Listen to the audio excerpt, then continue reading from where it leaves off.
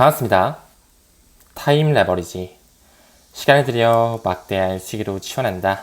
벌써 금요일이 밝았죠? 한 주가 또 굉장히 빠르게 흐른 것 같은데요. 오늘만 지나면 또 주말을 만끽할 수 있으니까요. 오늘도 좋은 하루, 행복한 하루, 건강한 하루로 만드셨으면 좋겠습니다. 금요일도 함께 성장해 주심에 대단히 감사드립니다. 최근에 리플 XRP의 가격의 흐름, 어떻게 보면 또 리또 속을 자아냈다라고 할 수 있겠죠. 많은 투자자분들이 이제 슬슬 좀 징하다라는 생각, 역시 그렇구나, 역시 리플의 투자는 쉽지 않구나 라고 생각하시는 분들도 많으실 것 같고, 이제 리플은 나 진짜 치가 떨려서 투자 안 할래 하면서 다시 유턴하시는 분들도 충분히 있을 거라고 생각을 합니다. 다시 한번 SEC의 비밀회의가 취소되면서 리플의 가격은 또 한번 급락하는 그런 리또 속의 현상을 자아냈죠. 리플 투자 굉장히 어렵습니다. 그쵸? 난이도로서는 최상, 극상이라고 항상 말씀을 드려왔던 것 같은데요. 여러분들께서는 리플의 미래를 어디까지 생각하시고 어느 정도의 타임라인까지 설정을 하시고 지금 투자를 하고 계신가요? 이번 달? 다음 달? 혹은 올해까지만 리플 투자하고 이제 그만해야지 라는 생각이시라면 지금부터라도 리플 투자는 어쩌면 좀 그만하시는 게 나을 수도 있지 않을까라는 생각을 조심스럽게 좀 전달드리고 싶습니다. 화면에 보이는 이 그림처럼 정말 리플의 가격 때문에 잠도 잘 안 오고 심기가 불편하고 최근에 나왔던 리또 속 그 현상으로서 너무나 짜증이 나고 분노에 치밀었다면 XRP의 투자를 다시 한번 고려해 보셨으면 좋겠습니다. 저의 경우를 잠깐 말씀드리면 저는 올해 XRP를 매도할 계획이 없어요. 저는 이번 주에 결론이 나든 다음 주 8월 달 안에 9월 달 안에 아니면 조금 더 미뤄져서 대통령 선거 직전까지 시간을 끈다고 해도 상관이 없습니다. 왜? 어차피 저는 2025년 그리고 2030년을 하나의 가이드로서 잡고 중장기적으로 가져가기 때문에요. 가격이 눌러진다라고 하면 매집 기회로 활용하고요. 올라간다고 하면 당연히 저도 사람인지라 기분은 좋겠죠? 제가 드리고 싶은 말씀은 리플, 이 XRP를 투자하는 부분에 있어서 본인이 왜 리플에 투자하고 어떤 미래, 어떤 비전을 보면서 이 암호화폐 시장에 들어왔는지를 본인이 한번 스스로 생각해 보셨으면 좋겠습니다.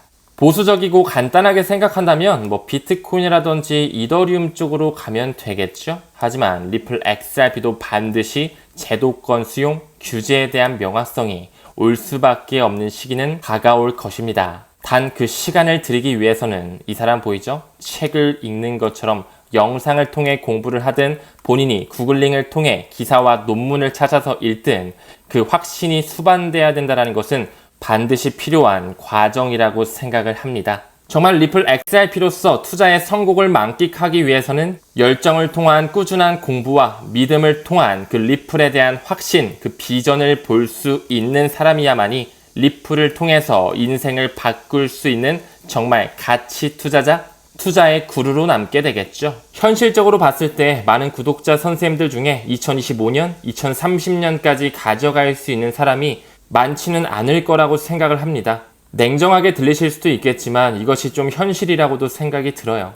사실 리플이 4,000원, 5,000원, 정말 5달러까지 해서 7,000원까지 간다라고 하면 정말 많은 사람들이 이제 팔고 떠나가겠죠. 그 정도 올라도 5배 이상은 먹은 거니까 훌륭한 투자라고 할 수 있으니까요. 하지만 정말 오랫동안 리플에 대해 공부하고요. 리플의 끝을 더 크게 보는 사람들, 비전 투자자 분들께서는 제 말에 격하게 공감하실 거라고 생각을 합니다. 해당 투자로서 어느 정도의 수익을 가져가는지는 본인의 그릇에 달렸다라고 정말 팩트 사항을 좀 다시 한번 전달드려보고 싶네요. 조금이라도 많은 구독자 선생님들께서 저와 함께 리플에 대한 공부와 학습을 통해서 인생의 송두리째 바꿀 수 있는 그 기회를 잡아가셨으면 좋겠는 마음에서 저 또한 이렇게 매일매일 영상을 만들고 있죠. 투자의 선택은 당연히 여러분들의 몫입니다. 저 또한 여러분들에게 리플을 사라고 권유할 이유가 없죠. 여러분들께서도 저와 같은 유튜브 채널 참고하시고 또 많은 좋은 유튜버분들 많잖아요. 그쵸? 그분들 영상도 참고하시면서 본인의 인사이트를 늘려가시고요. 본인의 투자 노하우를 통해서 그 세력들이 만드는 거대한 불장 사이클을 통해 성공 투자를 꼭 하셨으면 좋겠습니다. 저는 이제 거의 다 왔다라고 생각을 해요. 이 디지털 다이아몬드라고 불리는 XRP로 정말 우리가 성공 투자를 할 수 있는 그 폭발이 나올 수 있는 시기가 머지 않았다라고 생각을 합니다. 어쩌면 3분기 안쪽으로는 좀 끝날 수 있지 않을까라는 생각을 가지고 있고요. 아직까지도 늦지 않았다라고 생각을 합니다. 정말 가격 때문에 리플에 들어왔다, 뉴스 때문에, 누구의 추천 때문에 들어올 수 있겠죠. 하지만 지금부터라도 정말 이 가치에 대해서 공부를 천천히 꾸준하게 하신다면 여러분들은 일생일대의 기회를 잡을 수 있지 않을까? 이런 개인적인 생각을 전달드려보고 싶네요. 전 세계를 아우르는 세계 최대 자산운용사죠. 1.4경 원 정도를 운용하고 있는 이 블랙록의 CEO 레리 핑크가 나오고 있고요. 월가에서는 이제 비트코인과 이더리움을 좋아하고 있다. 즉 제도권 수용이 완료가 됐죠.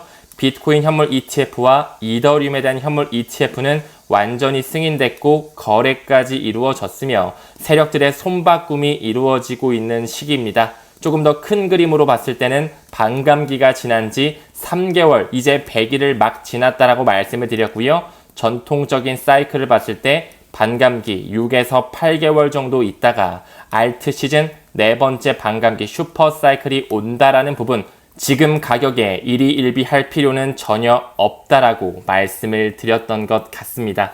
그 부분의 일환으로 지금 블랙록과 같은 그 월가의 금융 마피아들이 비트와 이더를 받아들였고요. 세계 최대 은행이라고 불리는 이 중국의 공상은행 ICBC 역시 비트코인을 디지털 금, 이더리움을 디지털 오일이라고 이야기하면서 받아들이고 있는 스탠스를 취하고 있다. 이제 전통 금융권에서 비트코인과 이더리움을 필두로 한 그 블록체인 생태계를 받아들일 준비가 조금씩 이루어지면서 가속화를 앞두고 있다라고 좀 말씀드리고 싶네요.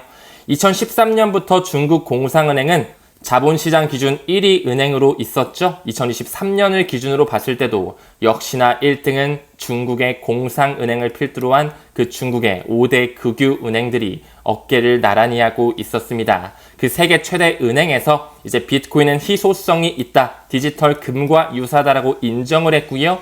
이더리움은 디지털 석유라고 하면서 최근 7월 달부터 이제 이더리움도 실질적으로 현물 ETF가 거래 시작되었죠. 저는 XRP를 디지털 다이아몬드라고 좀 명명을 했었습니다. 돈이 자유롭게 이동되는 하나의 생태계이자 유틸리티의 대장격으로서는 리플이 쓰일 수밖에 없다라는 것을 다시 한번 좀 강조드리고 싶네요. 시간이 지날수록 리플에 대한 유틸리티가 조금씩 인정되고 있는 모습들이 포착되고 있거든요. 리플렛의 사용자 아랍에미레이트와 인도가 나오면서 이제 슬슬 석유 거래를 하기 위해서 달러를 활용하는 것이 아닌 그들끼리의 네트워크망을 쓰면서 거래를 하고 있다는 이런 기사들이 뿜어져 나오고 있습니다. 이미 아랍에미레이트와 인도, 그들의 자금이치의 기업이라든지 중앙은행의 공식 홈페이지를 보더라도 리플렛과 연결되어 있는 국제 메시지 표준을 탑재하고 있다고 말씀을 드렸죠.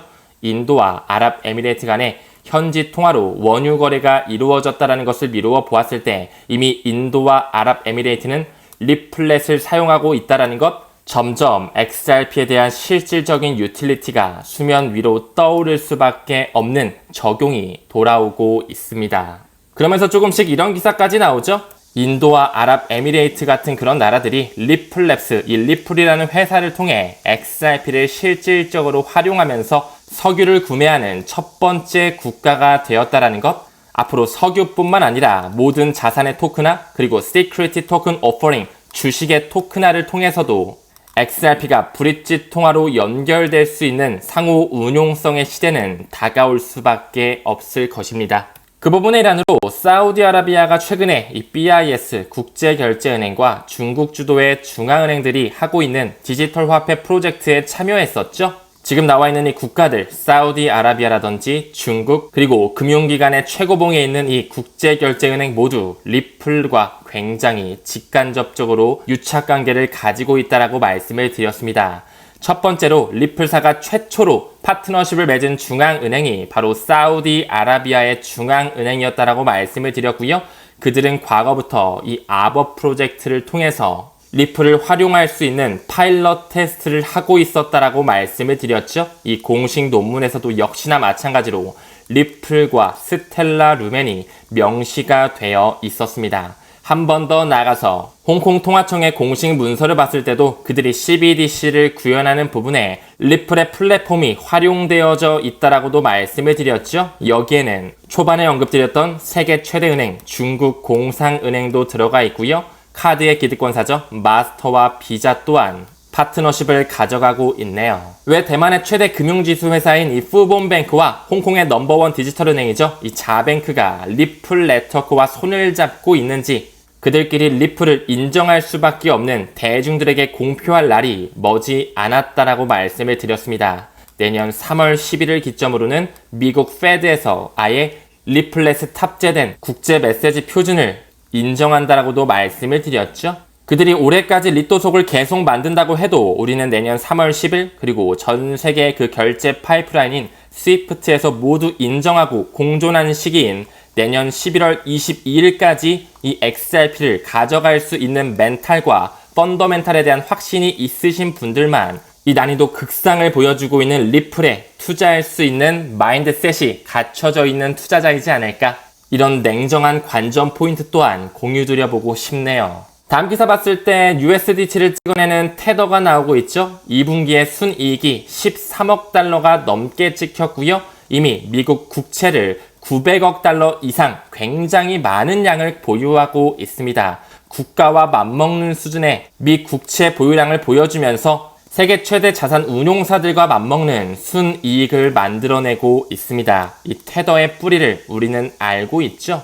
많은 구독자님들께서 서클은 골드만삭스 출자 회사니까 미국이고 테더는 중국의 자본이 들어가 있다라고 하지만 이 뒷배를 다시 한번 봤을 때도 역시나 여기에도 영국과 미국의 헤지 펀드들이 질비하게 나열돼 있다라고 말씀을 드렸죠.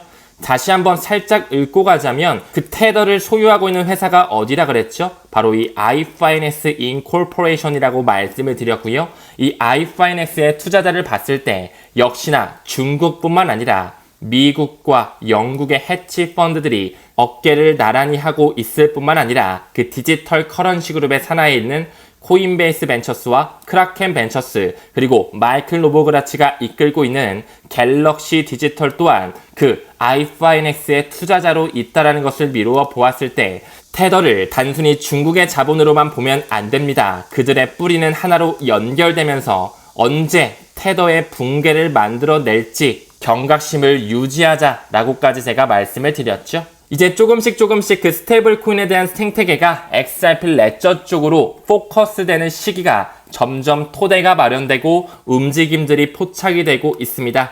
그 부분의 일환으로 이 DPF라고 불리는 디지털 파운드 재단의 공식 게시물이 나오죠. 이 리플의 CTO 데이비드 슈워츠와 리플의 사장 모니카 롱과 함께 리플의 새로운 스테이블 코인 이 RLUSD와 XRP 레저에 어떤 영향을 미치게 되는지 우리는 이를 면밀하게 공부해 볼 필요가 있다라고 말씀을 드렸죠. 과거부터 리플의 생태계, XRP 레저 생태계 위에서 스테이블 코인이 시범되고 운용되고 있다라고 말씀을 드렸습니다. 비단 팔라우 공화국뿐만 아니라 브라질, 호주, 유로와 이제 슬슬 USDC까지 XRP 레저로서의 통합을 고려하고 있다는 것, 왜 팔라우 공화국에서 모든 결제를 리플로 하고 있는지 국가 단위로서 그들끼리 파일럿 테스트를 할 수 있다는 그 가능성을 절대 배제하시면 안 됩니다. 리플사가 올해 하반기에 준비하고 있는 그 리얼 USD, RLUSD 역시 미국의 단기 국채를 담보로 하며 달러와 1대1로 패깅되어 있다고 말씀을 드렸죠. 이제 슬슬 이 오픈 에덴을 통해서도 미 국채가 리플 레저와 온보딩 되어지는 이 모습이 포착이 되고 있습니다. 여기서도 역시나 미국의 단기 국채 트레저리 빌을 활용하고 있네요. 미국의 국채로서는 이 트레저리 빌 3개월에서 1년 미만짜리가 있고요. 트레저리 노트 1년에서 10년짜리가 있고요. 10년 이상짜리인 이 트레저리 본드가 있거든요.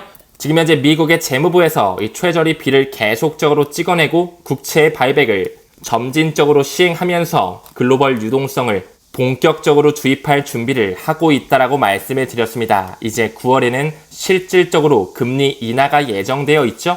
어떻게 매크로 이슈와 맞물려지면서 네 번째 반감기의 슈퍼 사이클이 준비되는지 병렬적으로 보셨으면 좋겠습니다. 방금 언급드린 오픈 에덴에서 이제 토크나 미국채를 리플 레저에 온보딩한다라는 이런 팩트 사항이 역시나 리플의 공식 홈페이지에서도 언론으로서 릴리즈가 되고 있죠. 이 오픈 에덴에서 미국 재무부가 지원하는 단기 미국 정부 채권인 이 토큰화된 미국 재무부 채권 트레저리 빌 단기 미국채를 XRP 레저와 함께 그 위에 온보딩하면서 처음 제공할 것을 발표했다라는 것. 시간이 지날수록 Real World Asset 모든 자산의 실물화가 리플 레저 안에서 이 XRP 레저 위에서 상호 운용성을 가져갈 수밖에 없다라는 것 천천히 지켜보시길 바라겠습니다. 많은 전문가들이 XRP의 차트적 패턴을 봤을 때 6년, 7년이 가까워지는 이 삼각 수렴이 깨질 수 있다라는 이 가격의 가이드라인을 보여지고 있거든요. 하지만 많은 구독자 선생님들께서는 이제 이런 기사가 별로 눈에 안 들어오겠죠. 리또 속이 계속적으로 반복적으로 오랜 시간 동안 연출되어 왔으니까요. 제가 항상 말씀드린 것처럼 다수가 기대하지 않은 어느 시점에 한순간 그들이 끌어올릴 수밖에 없는 폭발식이 다가올 것이라고 말씀을 드렸습니다. 2017년도에는 그 단기간에 6만%라는 상승률이 있었죠. 이번엔 또 얼마나 오를진 모르겠지만 삼각 패턴의 수렴이 거의 끝나간다는 것은 이미 차트적 패턴으로 그리고 여러가지 지표로 보여지고 있고요. 하지만 그들의 시기의 저울질이 계속 이어지는 부분에 정말로 가치를 보면서 투자할 수 있는 그 내공은 리플 XRP에 대한 공부에서부터 나온다는 것을 명심하시길 바라겠습니다. 여러가지 차트 분석을 통해 컵앤핸들 패턴이 나타난다. 몇 퍼센트, 몇 천 퍼센트, 몇만 퍼센트가 다시 오를 수 있다란 이런 말을 들었을 때 아무렇지도 않고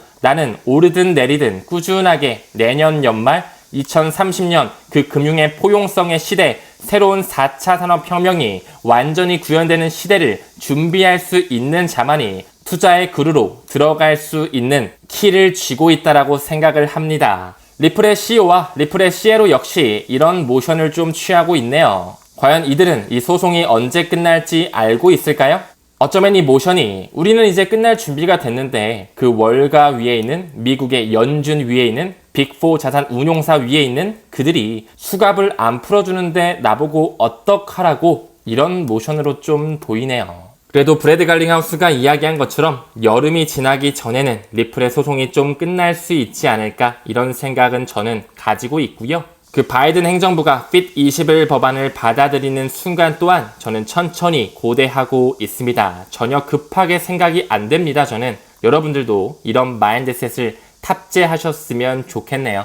리플사가 조금씩 한국과 일본에 펀드를 투입하면서 즉 투자를 단행하면서 이 생태계 확산에 박차를 가하고 있죠. 그 부분의 일환으로 우리나라에서 다시 한번 이 펀딩 어나운스먼트가 발표가 되면서 이 웹3 회사 기린 쪽으로 투자가 유치됐다는 소식이 들려오고 있습니다. 여기 보시죠. 우리나라의 웹3 회사인 이 기린랩스가 XRP 레저로부터 투자자 자금 조달을 확보하면서 이제 슬슬 우리나라 쪽으로도 이 에코시스템이 들어올 수 있는 XRP 레저의 생태계 그 XRP 유틸리티가 만들어질 수 있는 토대가 조금씩 깔리고 있다라는 것. 저는 내년 일본에서 열리는 오사카 엑스포 굉장히 긍정적으로 기대하고 있습니다. 다음 기사 봤을 때 리플이 3개월 만에 가장 높은 활성 연구 선물 계약을 기록했다. 즉 많은 고래들이 리플에 배팅하고 있고 거래량 또한 폭발하고 있다는 것을 말하고 있는 거겠죠. 그 부분의 일환으로 이 코인데스크에서 이렇게 말하네요. 이 성과를 봤을 때 거래량이 가장 많은 코인은 솔라나가 아닌 이 위에 있는 XRP였다라는 거. 많은 고래들이 리플에 대해 배팅을 하고 있고요. 많은 롱숏 물량들이 리플에 대해 롱을 받지만 역시 그들은 다시 한번 그 롱 물량을 깊게 청산하는 모습을 보여줬습니다. 이래서 우리는 단타를 절대 치면 안 된다는 것이겠죠.